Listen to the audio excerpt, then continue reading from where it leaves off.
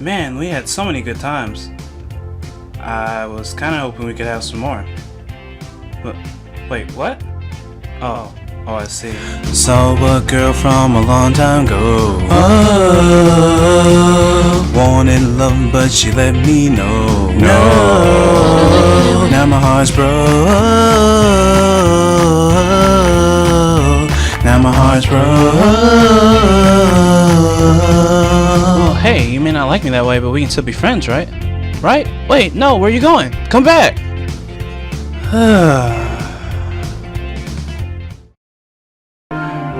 What's up, guys? This is NWEpic with another episode of Heartbreak, and obviously, as you can see, it's Katawa Shoujo. So let's hop right back into it. Okay.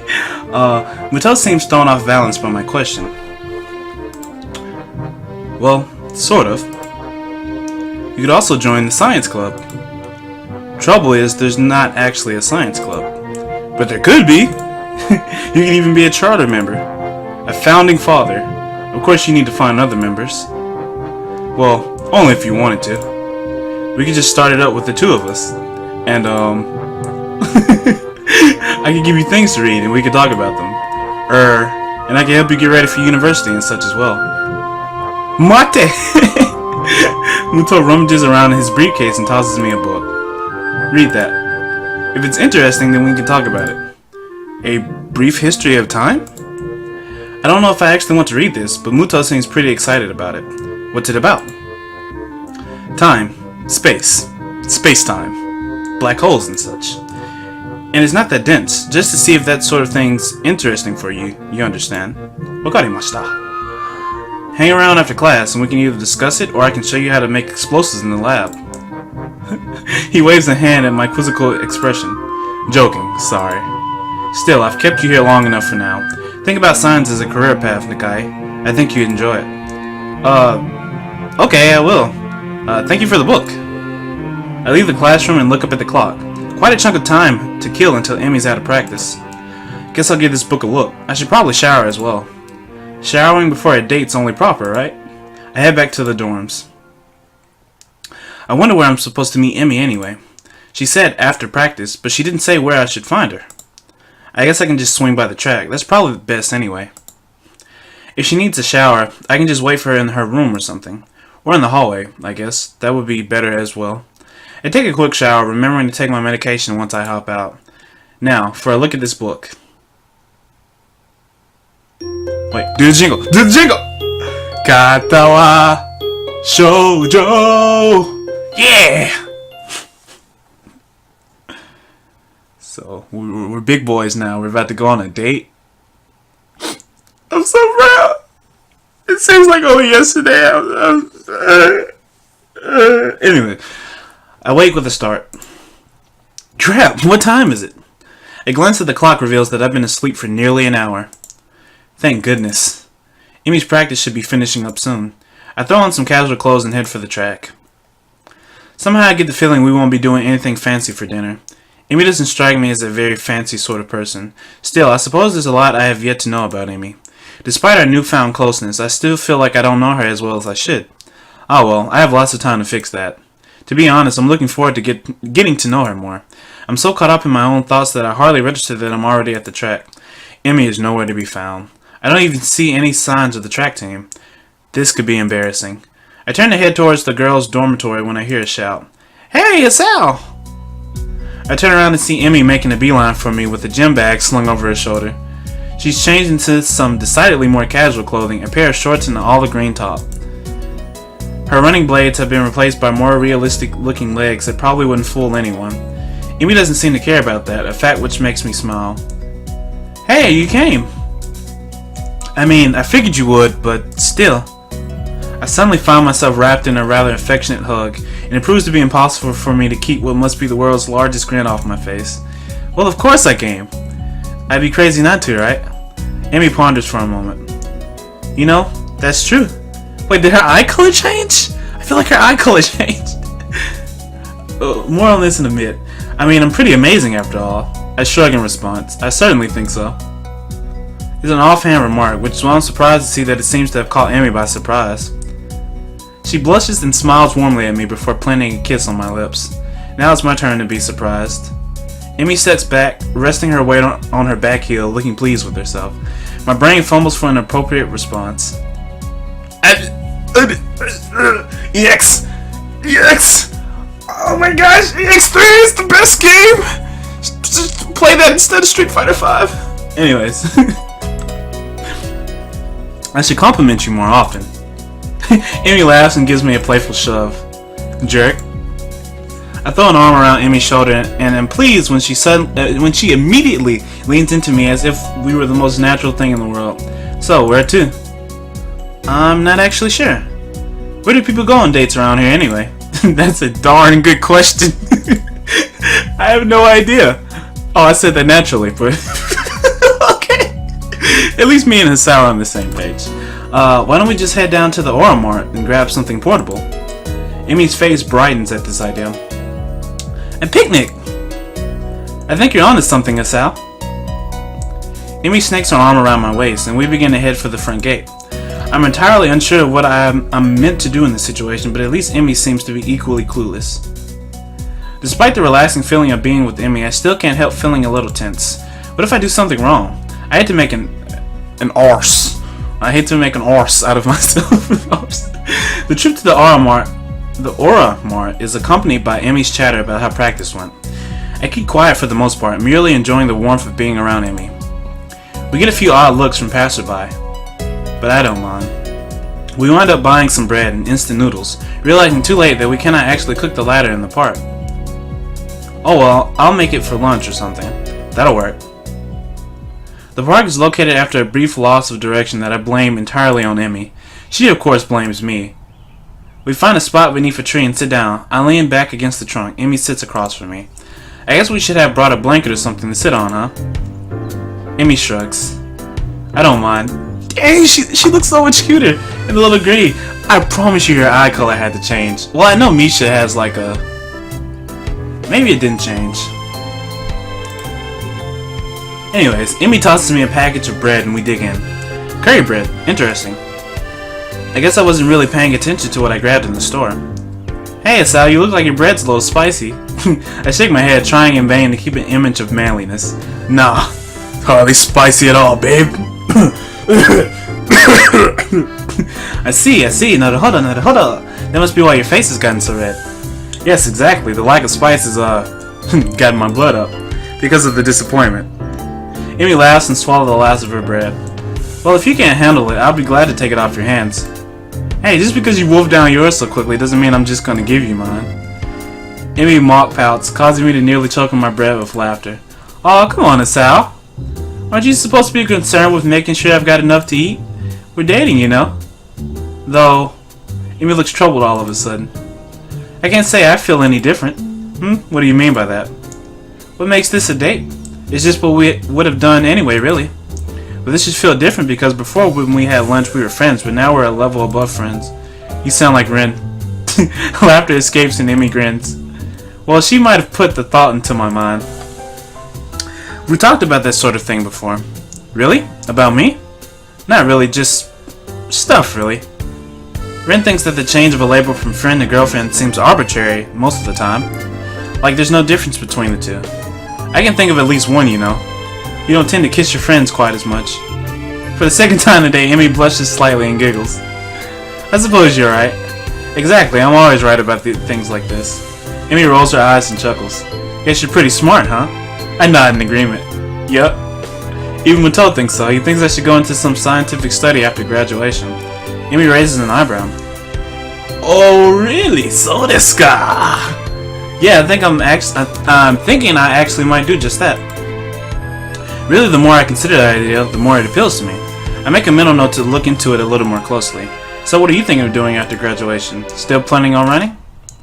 Emmy shrugs, seeming almost a bit hesitant. I don't know. If I'm good enough then I can find a team, I guess. You mean you aren't sure? I haven't really thought about it, to be honest. Really? You probably should, you know. Graduation isn't that far off.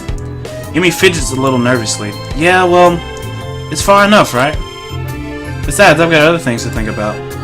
There's a mischievous flash behind Emmy's eyes, and I suddenly find myself gloriously pinned against the tree.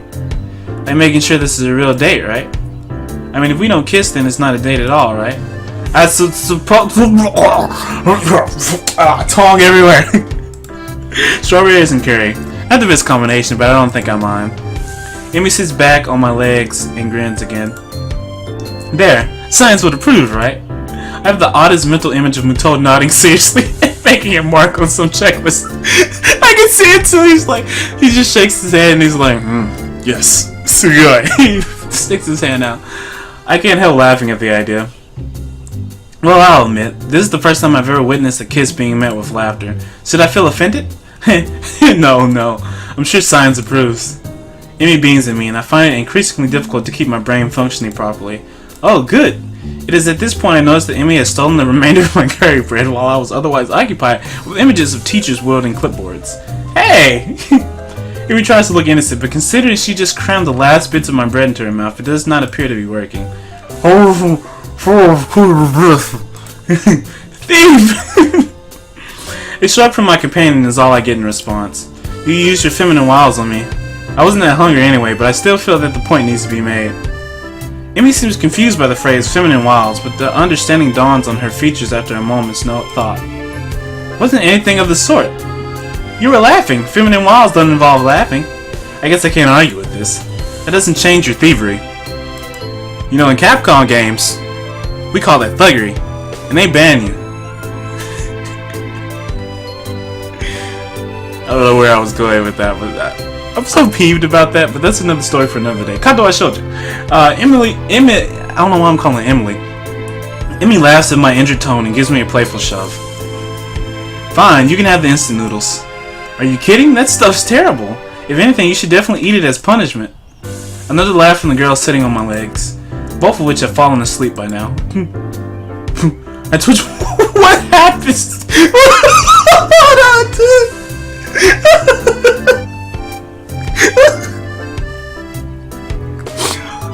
That animation was horrible. I switch one leg to try waking it up, which has the unintended effect of unbalancing Emmy, who falls to the side with a startled "Eep!" Oops, sorry about that. Legs fell asleep on me. Emmy remains on the ground, giggling. I stand up a little shakily, feeling the nerves in my legs return to normal. My eyes wander over the scenery before fixing on the figure of Emmy, who has yet to get up. Her hair is splayed? I guess that's the word. Look it up later. Splayed out around her head. Her arms are spread and laughter is bubbling up through her mouth. Everything about Emmy seems condensed into this one image. Her energy, her spirit, her childish giggling. The urge to lay down on the grass with her rises swiftly from the back of my mind to the forefront of my thoughts. And indeed, I am convinced that I would love nothing more than to do just that. Fortunately, the sun is set, and it's probably time for us to get back to the dormitories. While Emmy may be happy to stay out here all night, I don't think I have that ability. Besides, homework soon beckons. It wouldn't make sense to start thinking about things like university and then slack off, would it? I extend a hand to Emmy to help her up. We should probably get going. Emmy makes a sour face. You're right. She grabs my proffered hand and I pull her to her feet into a hug. This time I'm the one who kisses her, unable to resist having Emmy against me. Seems a shame to leave, you know. Yeah, it does. But if we don't get back to school soon, we're probably getting into trouble. Emmy pokes me in the ribs playfully. And you need to do your homework, I'm sure. Sally, you're absolutely right. I throw my arm around her shoulders and we make the trek back to the school, accompanied by the occasional bouts of laughter as our conversation jumps from subject to subject.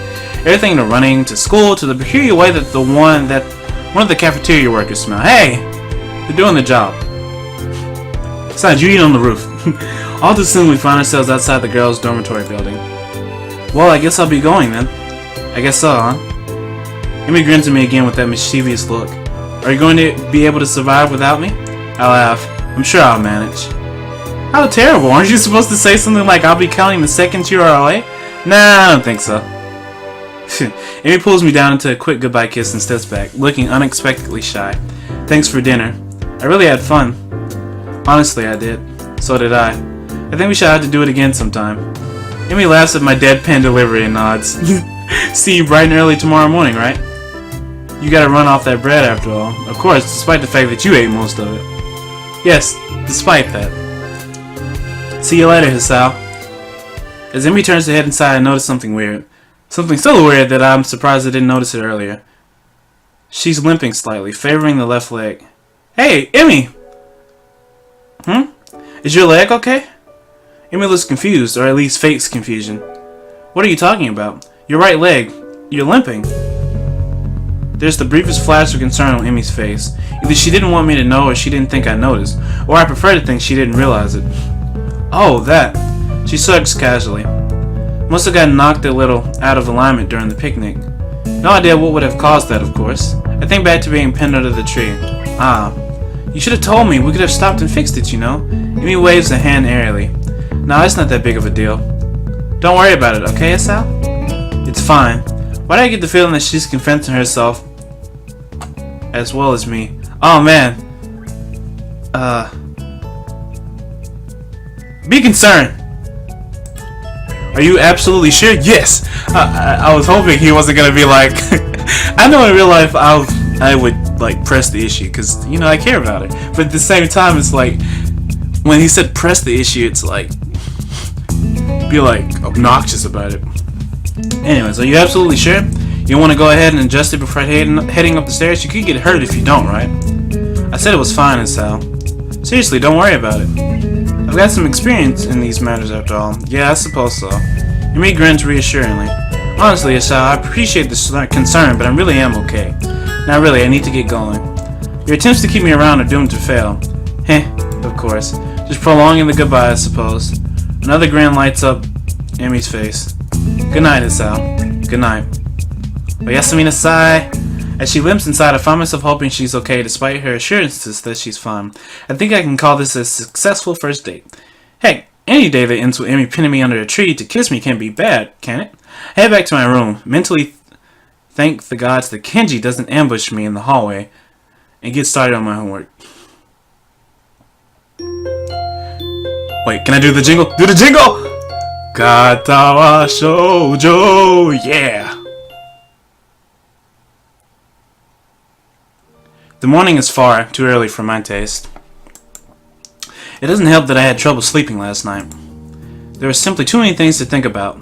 My mind refused to slow down. Instead, I replayed the rooftop, the park, and everything else over and over in my mind. Didn't say that first over. There's a small part of my mind that is still paranoid that this has all been some kind of a joke. That I'll meet up with Emmy at the track and she'll act like nothing happened yesterday. Pushing these thoughts to the back of my mind, I throw on my running clothes and open the door. Emmy's waiting for me with her usual smile. You were late. Or at least you're not early today. Are you tired or something? I find myself ruefully rubbing the back of my head. Something like that, yeah. Lots to think about and all that. Emmy giggles at my mild understatement. Yeah, I didn't sleep that well either. I was actually glad you weren't early because I wasn't early either. I wonder if the same thing kept us awake. The image of her weeping face passes through my mind. What kept you up? Emmy's expression falters, but she quickly notices my curiosity and forces a smile. Nothing important. She's obviously not telling me something. The question is, should I press the issue? Something's clearly been bothering her for a while. I want to help her, but would it just come off as being nosy? She's got to know I care about her, though. Are you sure? If something's bothering you, I'm here to help you sort it out. Emmy laughs, then, but it's not her usual laugh. But it's not her usual laugh. There's an edge to it that seems almost bitter. Sorted out? I'm not sure it can be sorted out, Hisao. An almost grand smile crosses her lips. It's like a smile of resignation. I don't think you can help me anyway. That hurts. I don't want to say that it hurts to her, but it does. Doesn't she realize I want to be there for her when things go wrong? Well, I won't push you on the matter. But I'm here for you if you decide later that you'd like to talk about it. It might help. I can see the debate raging behind Emmy's eyes. It seems like she wants to tell me, but she's not sure whether or not she can. Hey, forget about it for now, okay? We've got running to do. The mention of running, something that she can handle, brings Emmy back to her usual self. Right! Hurry up and stretch out, Isao. We've got to get moving. She takes off like a shot, far quicker than I'm used to.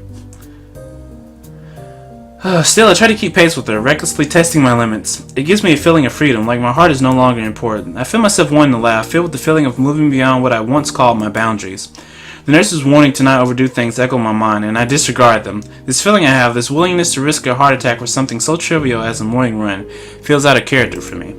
But is it? Or rather, should it be? I've got a weak heart, sure. It'll never be capable of the kind of speed and endurance Emmy's capable of, though I probably wouldn't be able to get that good even if I had a healthy heart. As we round the final bend, I feel my legs screaming in protest, but for the first time I ignore them.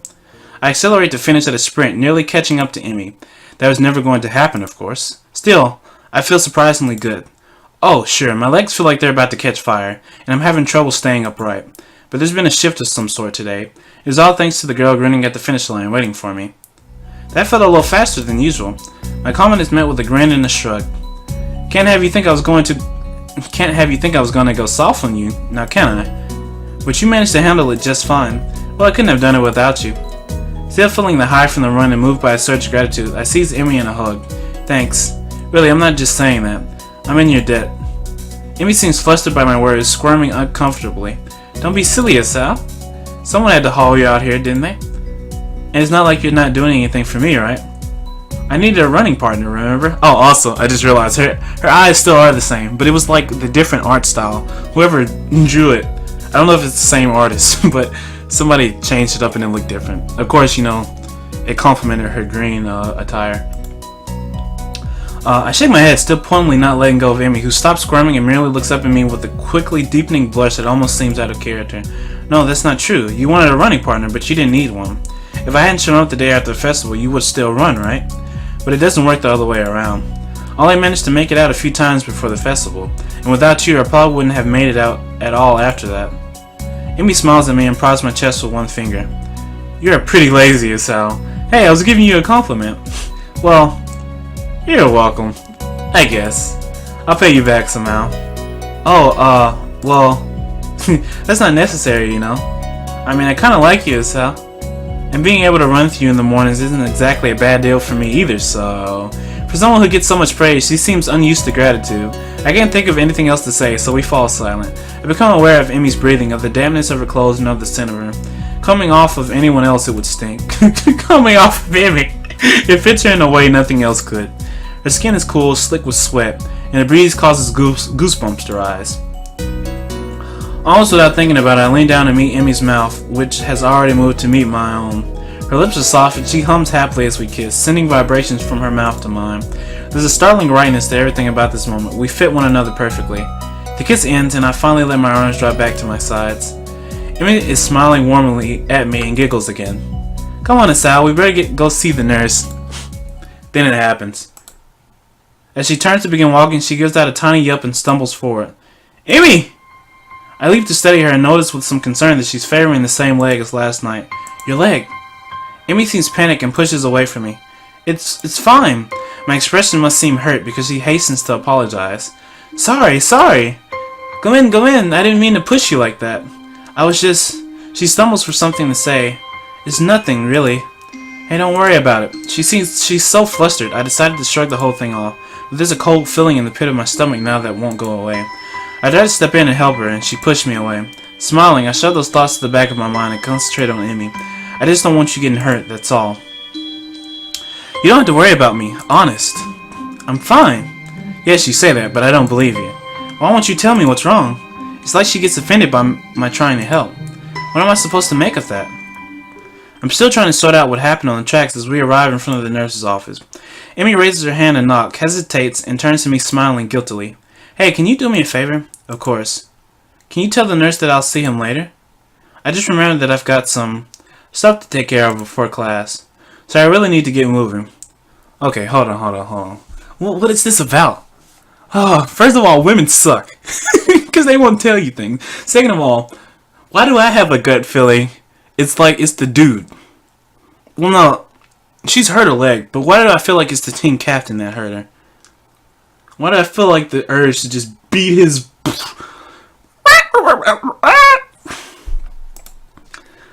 I peer at her closely, and she fidgets under my stare. Yeah, she's clearly just avoiding the nurse. That leg of hers. Well, whatever, I said I'd help, and so I will. But I'll make dang sure she sees the nurse before the day is out. Yeah, okay, I'll let him know. Emmy looks like I just given her a pony on Christmas. Thank you so much. You're the best, Sal. I'm rewarded for my complicity in her lie by a kiss that makes it all worth it, or so I tell myself. As Emmy heads out of the building, trying hard not to let her limp show, I knock on the door of the office. Ah, Sal, come on in. I don't see Emmy with you. She's not sick again, is she? From the tone of his voice, I don't think the nurse is expecting me to say, yes, she is ill.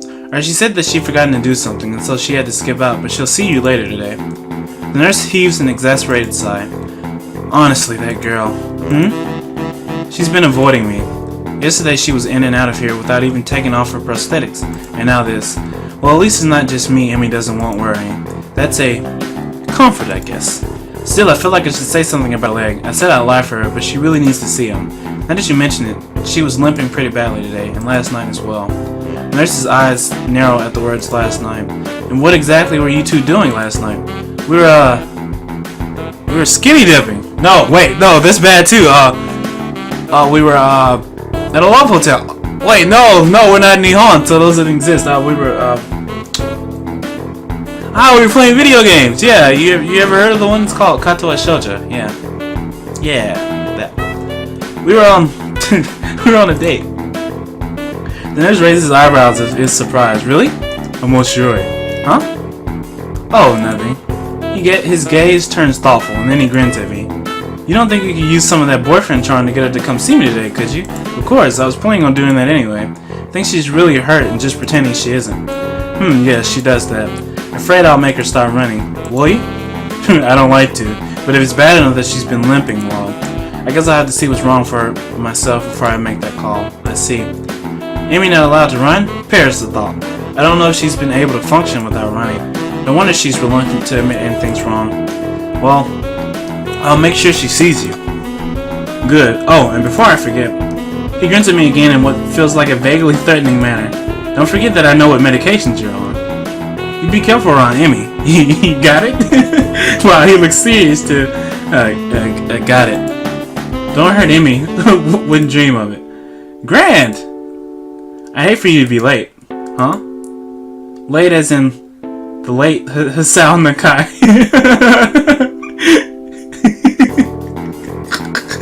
He frowns briefly, dissatisfied. Sounded better in my head.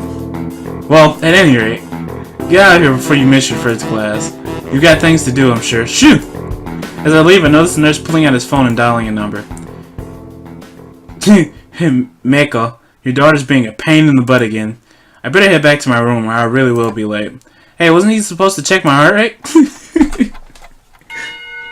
The lunch bell sounds, and I bring myself out of the stupor I slipped into during the morning's classes. My lack of sleep last night, coupled with the increased pace of this morning's run, has left me a little exhausted. Despite that, I find myself skipping stairs up to the roof. There's a thrill of excitement now, in addition to the pleasure one gets from eating lunch with one's friends. True, both Emmy and Ren are still my friends, but Emmy has become more than that now. Ren is back in her usual spot on the roof, almost as if she'd never been absent. Feeling better, I take it? I raised eyebrows, my reward for speaking. Better than what? Better than you felt yesterday. Ren gives my question some serious thought. I'm not sure. I think I might have felt rather good for some of yesterday, but it's all fuzzy. Too much cold medicine? Well, I was asleep, and that usually is pretty good. But I can't remember what it feels like to be asleep, because I'm not conscious for it. It's a real problem. Then again, if I knew how good it felt, I might not sleep anymore. But this is why I keep trying, so I guess that's how I keep from being overtired. An eternal mystery to keep you sleeping at night. Maybe mystery is the wrong word. Intangibility might be the proper way to describe it. I see. No, I don't see at all. I have no idea what she's talking about, but that's okay since I rarely do. Do you remember what sleeping feels like? Like yesterday, do you remember what you felt like sleeping yesterday? Well, I actually didn't get a lot of sleep yesterday. Maybe that's because you remember subconsciously. Actually, I think I was worrying about Emmy. Doesn't Emmy worry enough about herself? I hadn't considered that, but it gives me a pause. True, but would she ask for help if she needed it? Ren frowns and I raise an eyebrow. Will I get a proper answer?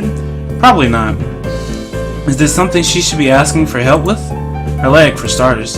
This seems to catch Ren's interest. Leg? That face! It hurts, but she won't see the nurse about it. Ren shakes her head in disapproval. You have to make her. Like she makes me go to class, for her own good. Otherwise, she could lose her legs again, and that's just too weird. Losing things twice. Especially if you don't find them again to begin with. Unless prosthetics are the same as finding something. But that's a different kind of loss, isn't it? What is Ren talking about? I think so. I wonder. Wonder what? Amy seems to have snuck up on Ren and me, though Ren doesn't seem especially surprised, which is itself unsurprising, I suppose. Ren manages to sit herself upright quite expertly, throwing her upper body forward and using her momentum to right herself. Your leg, how's it feel? That earns me a frown and a bit of a glare. It's okay, I think. Not worth worrying about. Tell that to the nurse. He's quite insistent that you visit him, you know. Amy pouts like I've just told her she's been grounded. He worries too much. It's not a big deal, just a little soreness. I try to resist rolling my eyes in exasperation. If it's nothing, then you should have no problem seeing him, right? Amy narrows her eyes suspiciously. Did he put you up to this? Well, maybe. A little. But that's not the point. I would have reminded you to see him anyway. It would be terrible to see you really hurt and not doing anything about it. That would make it worse, and I don't really want to see you hurt, you know. Call me crazy, but I kinda would prefer to see you happy and healthy. With each statement, Emmy's frown fades a little more, until eventually she's grinning, albeit a little shyly. Well, if you're gonna put it that way, then I guess I'll have to see him. Otherwise, you'll keep worrying, and then I'll never hear the end of it, right? That's right. I'll keep bugging you about it, and that might put a damper on our dates. How's the food, Asal? Talk to the nurse, Emmy. How's your day, Asal? Talk to the nurse, Emmy. Asal, I think I'm ready to go all the... Talk to the nurse, Emmy! See, it doesn't work that well. Emmy giggles at my high-pitched rendition of her own voice and gives me an affectionate shove. My voice isn't that high, jerk. I thought it was pretty accurate. Emmy and I stare at Ren for a while before I burst into laughter. Emmy crosses her arms and huffs, mock offended. You're both jerks. Such vile calumnies from you, young woman. I'm stunned that you would call me, of all people, a jerk. Honestly, I don't know what to think. Emmy sticks her tongue out at me. You butt. So, Ren, how's the art club these days? Ren, seemingly as surprised by the sudden change of topic as I am, takes a minute to think before answering. I believe it is okay. Although Nomiya keeps telling me to work harder. But I don't think he understands my methods. He's always struck me as slightly creepy. Ren ponders this statement for a while. I've never really noticed it, but I don't pay much attention to him most days, so maybe that's why. How often do you meet? Thinking of joining us, Al? What? Nah, I've already decided to join a club. Really? Which one? Well, it's not really much of a club, to be honest. Oh, you joined the tea club? No, I joined the science club, I think. Amy looks highly confused. We have a science club? Or not really, it's just me. That's not a club, that's sitting in your room reading books. No, I mean, it's just me and Muto. I'm just the only student so far. Muto? Really? A thought strikes her. Oh, is that what you were talking about yesterday? Your meeting with Muto? Yeah, that was our first meeting, I guess. Amy giggles. Nerd. Hey, I can't help being clever. You know, I could have used your help years ago. You should have had your heart attack earlier in life, Sal. I laughed and then realized this is probably one of the very rare times I've laughed about my heart attack. Hindsight. Yeah, the ring of the bell ends our conversation. I guess we better go. Yeah, I guess so. Come on, Ren, you too. Ren has apparently begun to doze off, so Amy gives her a sharp bump. I almost had it. Sorry, but you need to go to class. I disagree, but maybe if I nap in a class, I'll get it this time. Changing locations is sometimes helpful for that kind of thing. Neither Emmy or I both asking what it is. Now my heart's broke. Now my heart's broke.